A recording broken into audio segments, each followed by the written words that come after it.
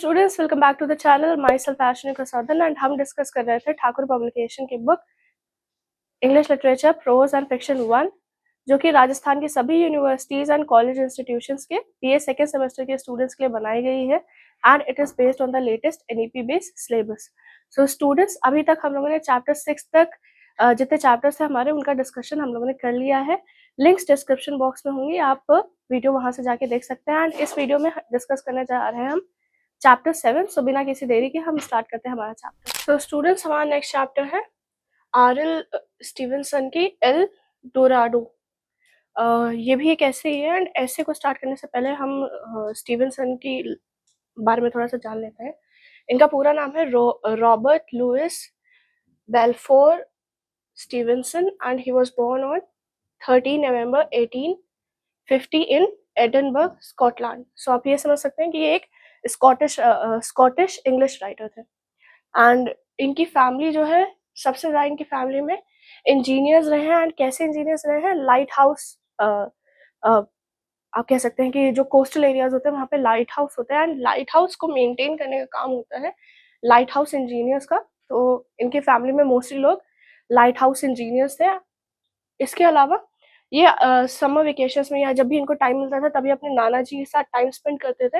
And इनके नाना जी जो थे वो एक फिलोसफी के प्रोफेसर थे और साथ में ही वो एक क्लर्जी मैन थे। एंड इनके नाना जी के ही थ्रू इनको स्टोरी टेलिंग की और टीचिंग की आदत लग गई थी। एंड यंग एज से ही इनकी जो तबीयत रहती थी वो काफ़ी ज़्यादा ख़राब रहती थी, जिसकी वजह से ये काफ़ी टाइम तक स्कूल नहीं जा पाते थे या बेड रिडन रहते थे।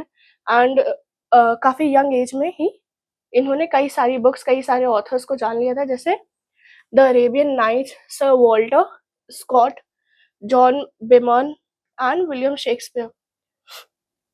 एंड इन इन बुक्स की वजह से आप अरेबियन नाइट्स को आप जानते हैं, ये बहुत फेमस बुक है।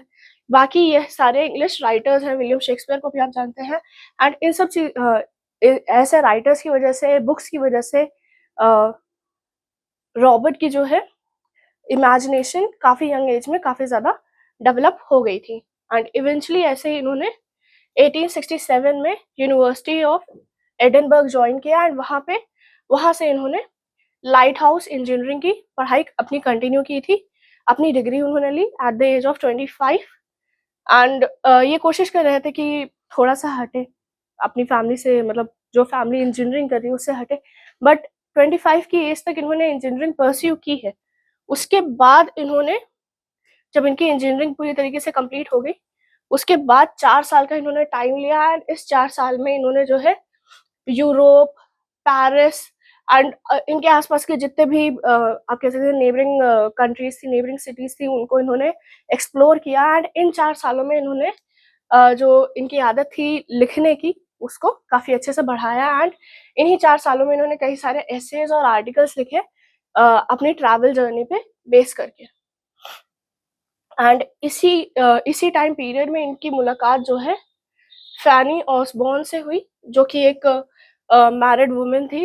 ये मुलाकात इनकी जो है 1876 में हुई है। एंड दोनों को ही फर्स्ट मुलाकात में ही एक दूसरे से प्यार हो गया था। एंड दे डिसाइडेड कि वो सैन फ्रांसिस्को से वापस आ जाएंगे स्टीवेंसन के साथ। बट किसी वजह से वो वापस नहीं आ पाए एंड स्टीवेंसन जो है वो यूएसए चले जाते हैं एंड काफ़ी टाइम तक वो वहाँ पे रहते हैं, कई सारे दोस्त बनाते हैं, कुछ डॉक्टर से भी मिलते हैं अपनी हेल्थ को लेके।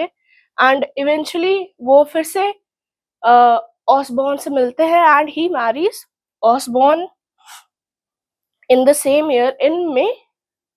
शादी के बाद कुछ टाइम वो सैन फ्रांसिस्को में ही रहते हैं एंड उसके बाद ये कुछ मंथ्स बाद ब्रिटेन वापस आ जाते हैं अपनी वाइफ और उसके बेटे के साथ। एंड इसके बाद उनकी ज़्यादातर तबीयत जो है वो ख़राब रहने लगती है एंड वो ज़्यादा सीरियस होकर चीज़ें लिखने लगते हैं कि अब मुझे चीज़ें कंप्लीट करनी है। एंड इसी टाइम पीरियड में उन्होंने अपनी सबसे ज़्यादा फेमस और मेजर वर्क्स लिखे हैं। कौन कौन से? Treasure Island 1884, a Child's Garden of Verses 1885, the Strange Case of Doctor Jekyll and Mister Hyde 1886। ये एक मिस्टीरियस नॉवेल है, आप कह सकते हो कि एक सेपरेट आप कह सकते हो एक सेपरेट आइलैंड है जहाँ पे ट्रेजर छुपा हुआ है, एंड पूरी जो स्टोरी है वो रिवॉल्व करती है उस ट्रेजर को सर्च करने में। ये बच्चों के बारे में है कि आप चीज़ों को किस तरीके से, या बच्चे किस तरीके से चीज़ों को देख रहे हैं। एंड जैसे आपकी शर्लॉक होम्स थी, केसेस पे बेस्ड थी, वैसे ही ये भी है। स्टीवेंसन जो थे वो रोमांटिसिज्म के टाइम के या न्यू रोमांटिसिज्म के टाइम के इंग्लिश लिटरेचर में उन्होंने काफ़ी ज़्यादा इम्पोर्टेंट रोल प्ले किया, एंड मॉडर्निस्ट एरा में काफ़ी अच्छे से रहे। बट कई सारे रिव्यूअर्स, आप कह सकते हो कई सारे क्रिटिक्स ऐसे रहे हैं जो इनके वर्क्स को डिसरिगार्ड करते थे, जैसे Jorge Luis Borges, Ernest Hemingway, Rudyard Kipling, Vladimir Nabokov and J M. Barrie. And इन लोगों ने कोशिश की थी कि इनको ज़्यादा से ज़्यादा चीज़ें मतलब क्रिटिक इस तरीके से करते थे कि इनका जो वर्क है वो अप टू द मार्क नहीं है, एंड इसी वजह से वो अपने जो वर्क्स थे उसको और अच्छा करने की कोशिश करते थे। एंड इसके अलावा इनके एक फ्रेंड थे हेनरी जेम्स, जिन्होंने बहुत ज़्यादा हेल्प की थी इनके वर्क्स को इम्प्रूव करने में। अब इसके बाद जो है 1887 में इनके पिताजी की डेथ हो गई थी, जिसके बाद जो है ये यूएसए वापस आ गया, एंड कोलोराडो में जाके ये सेटल हो गए। काफ़ी टाइम तक ये वहीं पे रहे, एंड इवेंचुअली ये न्यूयॉर्क भी चले गए, एंड उन्होंने डिसाइड किया कि अब ये न्यूयॉर्क में ही काफ़ी टाइम तक रहेंगे।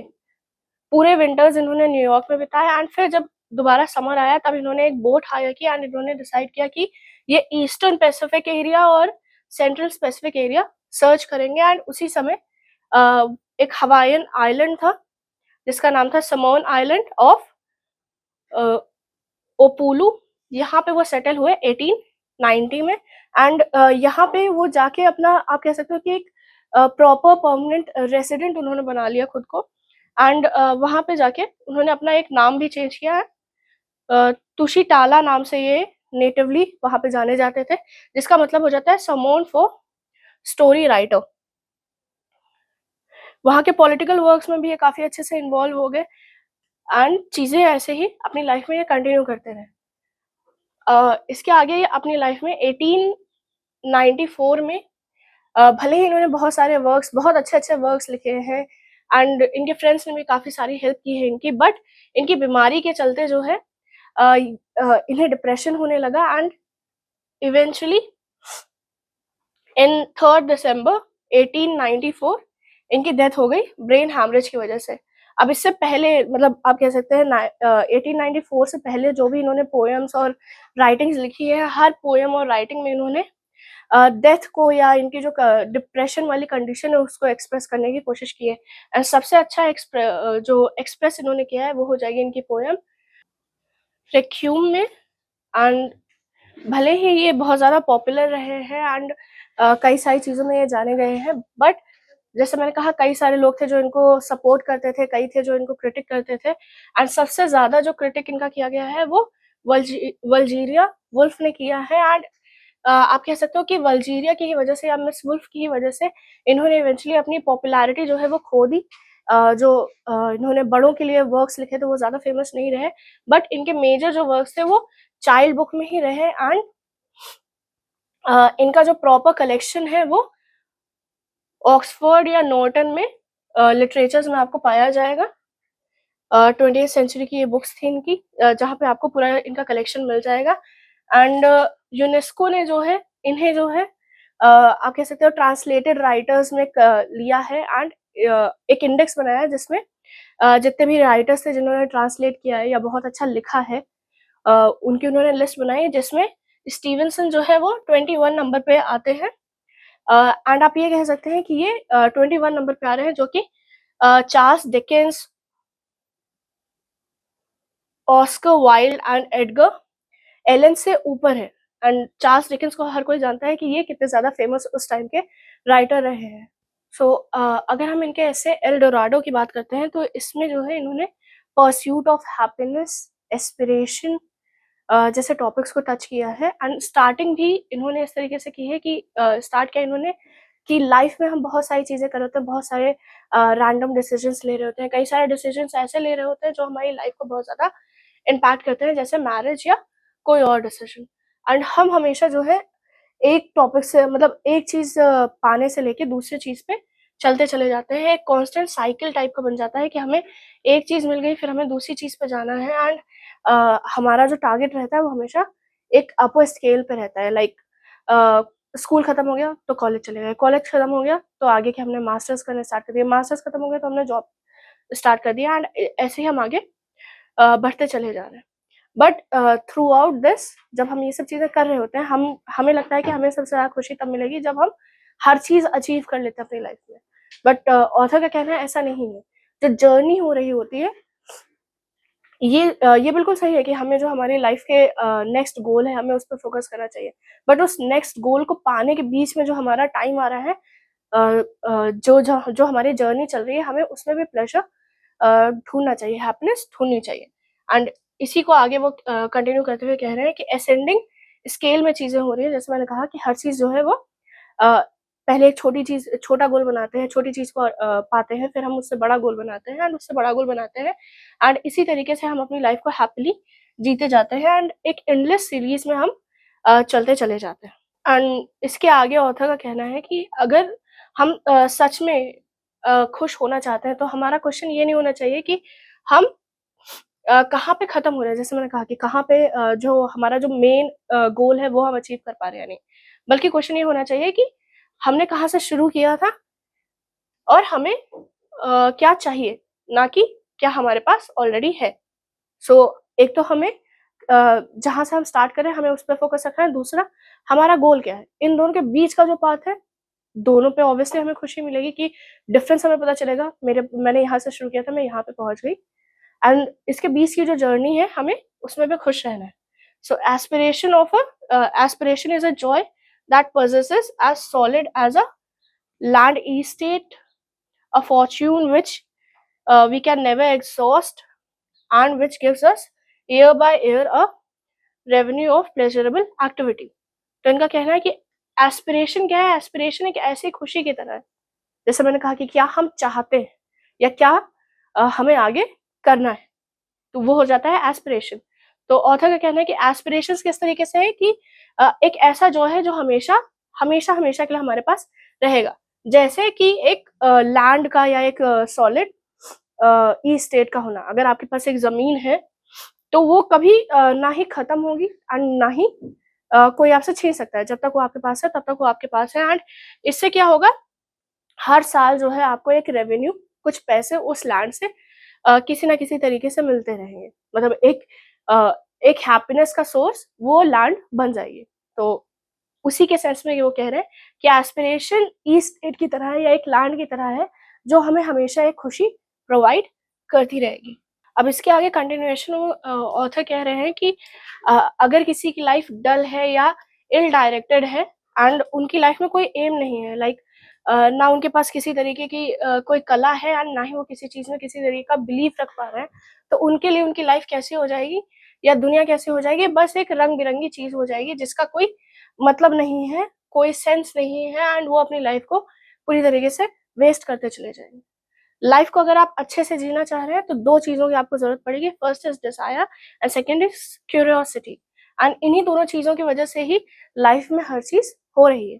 सो इसके 2 एग्ज़ाम्पल्स वो ले रहे हैं। फर्स्ट इज़ कि अगर एक वुमन को आप खूबसूरत मान रहे हैं, वो आपकी इन्हीं दोनों रीज़न्स की वजह से आप उसे खूबसूरत मान पा रहे हैं। या फिर अगर अगर आपको कोई फॉसिल या कोई माउंटेन या कोई सीन आपको अच्छा लग जा रहा है, वो अच्छा सिर्फ़ इसलिए लग रहा है क्योंकि आपके पास ये दोनों चीज़ें हैं। आप डिज़ायर और क्यूरियोसिटी दोनों के हेल्प से आप उस चीज़ को पर्सीव कर रहे हो, उस चीज़ को नोटिस कर रहे हैं, देख रहे हैं। एंड अगर आपकी लाइफ़ में या आपके पास ये दोनों चीज़ें नहीं होंगी, तब आपकी लाइफ़ जो है वो डल हो जाएगी एंड इल डायरेक्टेड हो जाएगी। एंड अपने इसी पॉइंट को कंटिन्यू करते हुए वो कह रहे हैं कि मान लेते हैं कि अगर एक आदमी उसका जो ई स्टेट है वो उसे खो देता है एंड वो भीख माँगना स्टार्ट कर देता है, तो भी वो सबसे ज़्यादा अमीर रहेगा। अगर मतलब प्लेज़र के सेंस में या खुश रहने के सेंस में वो अमीर रहेगा, अगर उसके पास डिज़ायर और क्यूरियोसिटी उसके अंदर तब भी बनी हुई है। अब इसके आगे वो इस पैराग्राफ के एंड में क्वेश्चन कर रहे होते हैं कि सपोज़ कर लेते हैं कि अगर कोई इंसान है जिसने हर चीज़ पा ली, हर एक्सपीरियंस ले लिया, उसके पास अब कुछ नहीं बचा है एंड ये जो डिज़ायर और क्यूरियोसिटी है अब उसकी दोनों ही खत्म हो चुकी है, तो क्या वो पुअर है? तो इसका आंसर वो करते हुए आगे कह रहे हैं कि हाँ, अगर देखा जाए तो वो कुछ हद तक पुअर है। एंड इसका एग्ज़ाम्पल दिया है उन्होंने कि मान लेते हैं एक यंग फेलो है जिसे थॉमस कार्ले की बुक्स पढ़ना पसंद है एंड इवेंचुअली जो है उसने सारी बुक्स थॉमस की पढ़ ली हैं।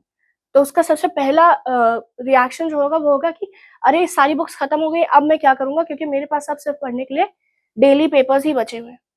एंड ऐसा ही कुछ रिएक्शन अलेक्जेंडर द ग्रेट का था, जब उन्हें रियलाइज़ हुआ कि उन्होंने पूरे वर्ल्ड को कॉन्कर कर लिया है, अब उनके पास कोई वर्ड नहीं है कॉन्कर करने के लिए। तो कहा जाता है कि जब अलेक्जेंडर को ये रियलाइज़ हुआ, तब वो रोने लगे थे कि अब मेरे पास कुछ करने के लिए नहीं।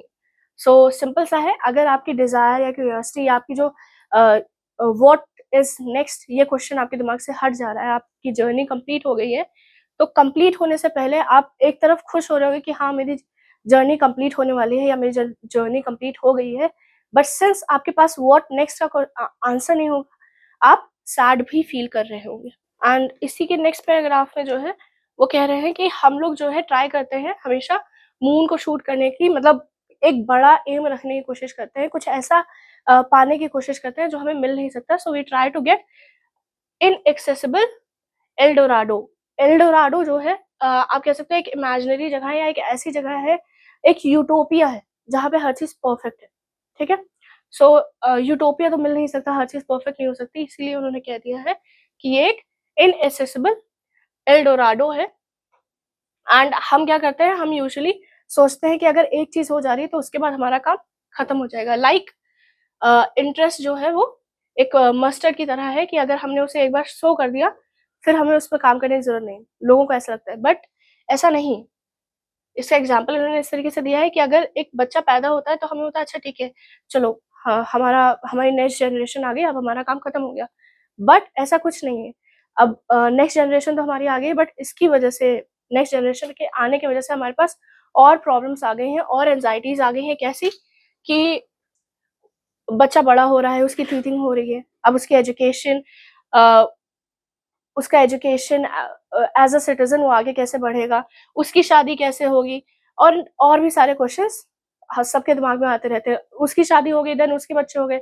हो सकता है तब कुछ लोग सोचे अच्छा ठीक है, अब तो मेरे नेक्स्ट जनरेशन की भी नेक्स्ट जनरेशन आ चुकी है, अब मैं आराम कर सकता हूँ। नहीं, तब भी आपको आराम नहीं मिलेगा, तब भी एक नई प्रॉब्लम आ जाएगी कि जो नेक्स्ट जनरेशन आई है, जो ग्रैंड चाइल्ड आ गया है, उसका भी ध्यान रखना है, उसको भी एक प्रॉपर डायरेक्शन देना है। सो एक एग्ज़ाम्पल तो उन्होंने जनरेशन का दिया है कि बच्चा हो गया एंड उसके आगे आप चीज़ें कैसे जा रही हैं, हमारी नेक्स्ट जनरेशन कैसे कंटिन्यू हो रही है। सेकंड जो उन्होंने दिया है, वो दिया है कि कई बार लोगों को लगता है कि हाँ, मैंने शादी कर ली, अब मेरी चीज़ें आसान हो जाएँगी, अब मुझे ज़्यादा चीज़ें नहीं करनी पड़ेगी, बट ऐसा नहीं है। सो इसका वो आगे कंटिन्यूएशन में कह रहे हैं कि शादी जो है, वो बस एक स्टार्टिंग है चीज़ों की। आपके लाइफ के जो नेक्स्ट स्टेप है, जो नेक्स्ट हर्डल्स है, उसकी स्टार्टिंग है। एंड इसको वो इस तरीके से एक्सप्लेन करने की कोशिश कर रहे हैं। Falling in love and winning love are often difficult task to overbear and rebellious spirit, but to keep in love is also a business of some importance too, which both man and wife must bring kindness and goodwill. सो उनका कहना है कि कई लोगों का होता है अच्छा ठीक है, मैंने लड़की पसंद कर ली, लड़की से शादी कर ली, अब मेरे लिए चीज़ें रुक जानी चाहिए। बट ऑथर का कहना है कि किसी से सिर्फ प्यार करना शुरू करना या प्यार में जीतना, ये दोनों 2 अलग-अलग चीज़ हैं। प्यार आपको लोगों से हो जाता है, आप किसी से भी प्यार कर सकते हैं, बट अगर आप प्यार में जीतना चाहते हैं या आपको एक हैप्पी मैरिड लाइफ चाहिए, तो उसके लिए जो है हस्बैंड एंड वाइफ दोनों को ही जो है जो रिश्ता है उनका, उसको काइंडनेस से, गुडविल से सँभाल के रखना पड़ेगा। एंड यूजुअली जितनी भी हमारी ट्रू लव स्टोरीज़ होती हैं, जितनी भी हमारी नॉवेल्स होती हैं या आप कह सकते हैं जितनी भी हमारी मूवीज़ होती हैं, उसकी जो एंडिंग होती है वो ऑल्टर पे हो रही है कि हीरो को हीरोइन मिल गई है एंड द एंड, मतलब they have fallen in love, ये उनका मेन गोल था। उन्होंने शादी कर ली, बात खत्म। बट ऑथर का कहना है कि जो अनअटेनेबल था, लाइक उन दोनों का साथ होना, ये अनअटेनेबल था। वो उन्होंने अटेन कर लिया, बट इसके आगे भी जो है उनकी लाइफ में चीज़ें आगे चलती चली जाएँगी। अब जो है नेक्स्ट पैराग्राफ में ऑथर ने रेफरेंस डाल दिया है बाइबल ऑफ एक्लीजियास्टिस का, एंड इसकी लाइन है of many books there is no end. So इसमें ऑथर कहना चाह रहे हैं कि बुक्स जो है, बुक्स बनना, बुक्स का लिखना, वो कभी वो एक एंडलेस प्रोसेस है। लाइक वो कभी खत्म नहीं हो सकता। एक बुक बनी, दो बुक बनी, हमें पता है कि अभी तक जो है हंड्रेड्स थाउजेंड्स बुक जो है बन चुकी होंगी, कितनी सारी बुक्स होंगी जो खत्म भी हो चुकी होंगी, मतलब एग्जिस्टेंस ही उनका हट चुका होगा। ठीक है, सो इस लाइन को रेफर करते हुए ऑथर आगे कहते हैं कि हाँ, बुक्स कभी खत्म नहीं हो सकती, एक्सपीरियंसेस कभी खत्म नहीं हो सकते, ट्रैवल करना कभी खत्म नहीं हो सकता, वेल्थ कलेक्ट करना कभी खत्म नहीं हो सकता। सो इसको सीधा सीधा कह रहे हैं कि एक प्रॉब्लम जो है वो दूसरे प्रॉब्लम को शुरू कर देती है। Problem gives rise to problem. And अगर आप कुछ पढ़ रहे हैं तो जो पढ़ाई आप कर रहे हैं वो फॉरएवर चलती जाएगी। लाइक अगर मैं लिटरेचर की पढ़ाई कर रही हूँ तो उसमें मैंने इंग्लिश लिटरेचर कर लिया, फिर इसमें इंग्लिश लिटरेचर में ही बहुत सारी सब कैटेगरीज आ जाती हैं। हिंदी लिटरेचर आपका आ जाता है, अलग अलग एजेस की सेपरेट पढ़ाई होती है। तो अगर मैं पढ़ाई करती हूँ या मैं पढ़ाई जब तक मैं करना चाहूँ, मेरी पूरी लाइफ खत्म हो सकती है, बट एक सब्जेक्ट पे मास्टरी आप कह सकते हैं, जो पढ़ाई है वो कभी खत्म नहीं हो सकती। सो ऑथर का सिंपल सा है कि उनका कहना है कि अगर हम स्टैचूज बना रहे हैं या कुछ भी हम बना रहे हैं, तो कभी भी वो परफेक्ट एक ऐसा स्टैचू नहीं बन सकता जो हमारे ड्रीम्स को शो कर सके या हमारी पूरी चीज़ों को एक्सप्रेस कर सके। एंड अगर हम एक कॉन्टिनेंट डिस्कवर कर लेते हैं, फिर हमें क्या होगा, हमें हो सकता है एक दूसरा ओशन दिख जाए, कुछ माउंटेन्स दिख जाए, हमने माउंटेन्स क्रॉस कर लिया, फिर हमें ओशन दिख जाए, फिर हमें एक दूसरा कॉन्टिनेंट दिख जाए। सो ये एक एंडलेस विशियस साइकिल है जो कंटिन्यूअसली चलती रहेगी। एक चीज़ हमने अटेन कर ली, उसके बाद हम दूसरी चीज़ पे फोकस आ जाएगा, एंड दूसरी चीज़ के बाद तीसरी चीज़, and it will continue. And ये जो हमारी लाइफ है या जो सर्चेज़ हैं वो थॉमस कार्लाइल की बुक की तरह नहीं है, जो कुछ नंबर्स में थी, लाइक 100 या 150 थी। अगर आपने उनको एक बार में पढ़ लिया तो वो बुक्स आपकी खत्म हो गई, दैट्स इट। बट नॉर्मली ऐसा नहीं होता। अगर आप कुछ परस्यू करना चाह रहे हैं तो वो एक एंडलेस प्रोसेस हो जाएगा, एक के बाद एक के बाद एक के बाद चीज़ें आगे आती चली जाएँगी। नेक्स्ट पैराग्राफ में ऑथर कंटिन्यू करते हुए कहते हैं, बस एक ही चीज़ अटेनेबल है, एक ही चीज़ है जो परफेक्टली अटेन की जा सकती है, परफेक्टली पाई जा सकती है, वो है डेथ। सिर्फ डेथ ही जो एक ऐसी चीज़ है जो एट द एंड ये आप कह सकते हो कि हम पूरी तरीके से अचीव कर सकते हैं। एंड नेक्स्ट पैराग्राफ में, ऐसे के लास्ट पैराग्राफ में वो आगे इसी को कंटिन्यू करते हुए कह रहे हैं कि हम जो है क्लाइमेरियाज की तरह, काइमेरियाज जो है वो मिथिकल कैरेक्टर्स हैं, आप कह सकते हो मिथिकल बीस्ट है ये।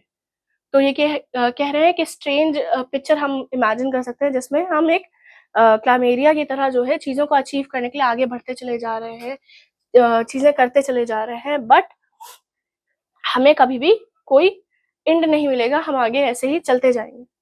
एंड अगर हमें इमॉर्टैलिटी मिल जा रही है तो चीज़ें जो है कंटिन्यूअसली कंटिन्यूएशन में चलती रहेंगी, एंड वो कभी एंड नहीं होंगी। अगर एंड होना है, हम परफेक्शन अटेन करना चाह रहे हैं, तो सिर्फ एक ही चीज़ अटेनेबल है, वो है डेथ। एंड इवेंचुअली जो है हमें डेथ को एक्सेप्ट करना पड़ेगा। एंड स्टूडेंट्स, इसी के साथ होता है हमारा चैप्टर 7 खत्म। अगर आपको वीडियो अच्छी लगी हो तो वीडियो को लाइक कर दीजिएगा। कोई डाउट, कोई क्वेश्चन आता है तो आप कमेंट बॉक्स में कमेंट कर सकते हैं। चैनल को सब्सक्राइब कर लीजिएगा, एंड अगर आप ये बुक परचेज करना चाहते हैं तो वो आप हमारी ऑफिशियल वेबसाइट से कर सकते हैं, वरना अमेज़न और फ्लिपकार्ट से भी परचेज कर सकते हैं। लिंक डिस्क्रिप्शन बॉक्स में है। अगर आप इसकी ई बुक लेना चाहते हैं, आप ई बुक भी परचेज कर सकते हैं गूगल प्ले बुक से। And thank you so much for watching the video. मैं आपसे मिलती हूँ हमारी अगली वीडियो पे।